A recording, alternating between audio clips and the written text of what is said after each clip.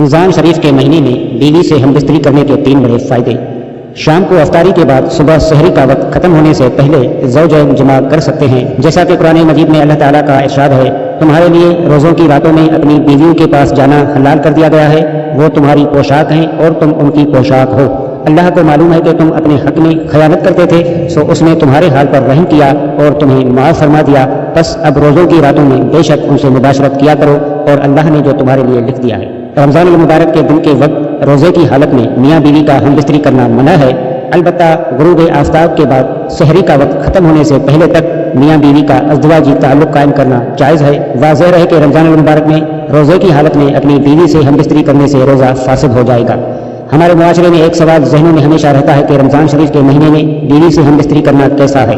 رمضان میں بیوی سے ہم بستری جائز ہے، بلکہ منع اس لیے ہے کہ روزے کی حالت میں آپ صلی اللہ علیہ وسلم نے ارشاد فرمایا کہ اپنی بیوی سے جماع نہ کرو، اس سے روزہ بھی ٹوٹ جائے گا اور سخت گناہ بھی دیا جائے گا۔ جس طرح کھانے پینے سے خواہشات کو روکا جاتا ہے، اسی طرح بیوی کی خواہشات سے بھی پرہیز کی جائے۔ تو یہ دن کے وقت روزے کی حالت میں منع ہے، لیکن رات کے حصے میں بیوی سے ملاقات کر سکتا ہے۔ رمضان المبارک میں ہم بستری کے 3 بڑے فوائد ملاحظہ ہوں۔ پہلا بڑا فائدہ یہ ہوگا کہ اولاد نیک پیدا ہوگی۔ دوسرا بڑا فائدہ یہ ہوگا کہ میاں بیوی شیطان کی شرارت سے محفوظ رہتے ہیں۔ تیسرا بڑا فائدہ یہ ہے کہ رمضان میں ہم بستری کا ثواب 70 گنا زیادہ ملتا ہے۔